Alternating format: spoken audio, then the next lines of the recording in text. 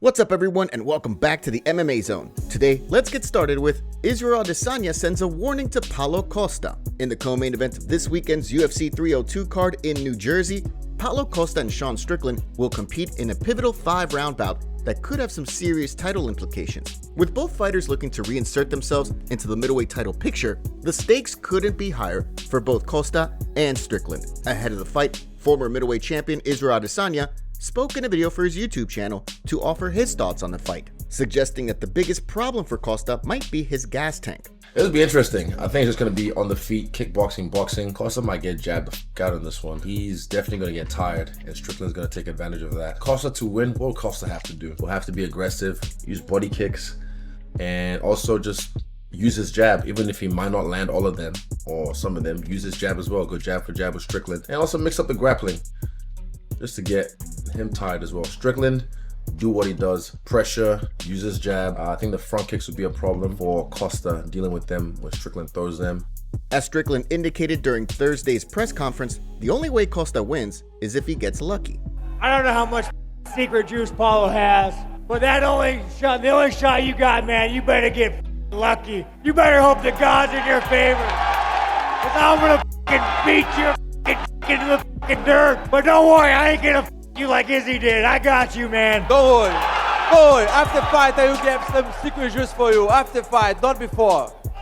After fight, I will give some secret juice for you change your looking. On the flip side, Costa believes that he's a much more well-rounded fighter than Strickland, leading many to wonder whether he may try to mix things up as Adesanya suggested. Next up, let's take a look at Shavkat Rakhmonov and Joaquin Buckley go back and forth. In the wake of Joaquin Buckley's call-out of Conor McGregor following his UFC Fight Night St. Louis win over Nursultan Ruziboev, the streaking contender has continued to make waves online. Following a back and forth with longtime MMA veteran Cub Swanson, Buckley then called out top-ranked welterweight contender Shavkat Rakhmonov after streaking contender Jack Della Maddalena revealed that he would miss the upcoming UFC 305 card in Perth. JDM had previously called out Rakhmonov, sparking immediate interest among fans. However, with Della Maddalena out for the time being, Buckley saw an opportunity to insert himself into the mix in hopes of securing a fight with the Nomad, writing, "Poor Jack fighting in Perth, but Tampa card August against Rakhmonov. What do you think? #KillCliffKiller."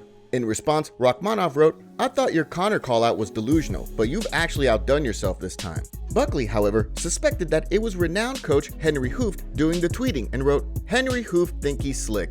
You can't talk for Shavkat, nor can you fight for him either." Buckley then followed it up with a post indicating he would end the Nomad, raising eyebrows around the MMA community as he wrote, "We about to start cooking now." Given the gap between the two in the rankings, it's unclear whether or not Rakhmonov is interested in accepting the fight. Next up, let's take a look at Islam Makhachev reacts to UFC rumors. Ahead of this weekend's UFC 302 card, fans noticed that lightweight champion Islam Makhachev appears to have a staph infection on his leg. In pre-fight media photos wearing his fight kit, Makhachev's leg can be seen with a mark on it that many fans suspect could be staph, given that the champ was also seen with his leg wrapped up during training camp. Despite that, at Thursday's Fight Week press conference, Makhachev assured his fans that there was nothing to be worried about. Don't worry, guys. I have very well training camp. Nothing bother me, and I will be ready 100% Saturday night. While Makhachev was squashing any fears that he had a staph infection, members of the MMA community also began to express concern for Paulo Costa, who has what some believe is a staph infection on his foot. Much like in the case of Makhachev, pre-fight media photos gave fans a clear look at the top of Costa's foot. While some suspected that staph was to blame for the mark on Costa's foot, others suggested that rather than staph, it appears as though the former title challenger may have mat burn from training. So far, Costa has yet to speak on the situation.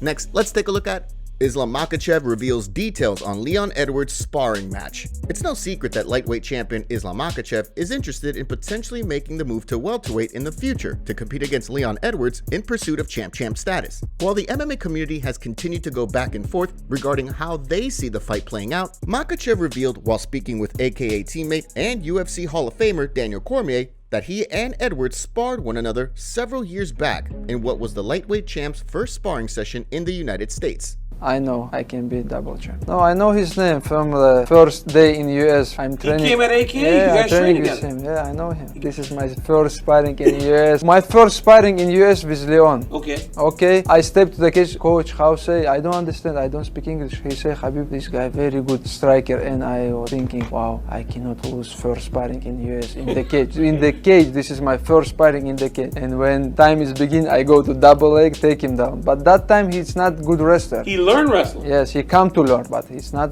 But right now, maybe he's good on wrestling, he can defend, but that time is weak point wrestling. And I take him down, hold him. Should Makhachev wind up defeating Dustin Poirier this weekend and Edwards successfully defend his belt against Bilal Muhammad at UFC 304 in Manchester, the pair could potentially compete in a clash of champions. Of course, Arman Tsarukyan is still waiting in the wings for his crack at the lightweight title, meaning a fight between Makhachev and Edwards may have to wait for the champ to defend his belt one more time before moving up in weight. Next, let's take a look at Kamaru Usman declines UFC fight. Back when Kamaru Usman reigned over the welterweight division and Jan Blachowicz reigned over the light heavyweight division, the two champions came face to face backstage for a stare-down, teasing a potential fight. Despite the difference in weight classes, Usman was confident that, at a natural weight, he would be able to beat Blachowicz and his legendary Polish power. Of course, both fighters then wound up losing their respective titles, and talk about the bout faded away. This week, Usman revived talk of the fight, indicating on a recent episode of he and Henry Cejudo's Pound for Pound podcast that had the fight happened, he would have been too much for Blachowicz. The former light heavyweight champion then fired back, indicating that the two could settle things when he returns from shoulder surgery. Usman then responded on the latest episode of the Pound for Pound podcast, shooting down the fight. Then, when he was champion, I liked the matchup because it made, we were fighting for something. Listen, I respect each and every UFC fighter that steps in there, in that octagon. And even with Jan Blachowicz, I respect him, the original Polish power. Big respect for Jan Blachowicz. But I thought that matchup favored me, and I wanted that matchup when Jan Blachowicz was the champion, and I was the champion. I am no longer the champion. He's no longer the champion. So that fight makes absolutely no sense. It does nothing for me. If I go up there and I beat Jan Blachowicz, what does that do for me? Nothing. It's just another paycheck. So, Jan, big respect. You're a big, strong, tough guy. I will happily decline at this moment.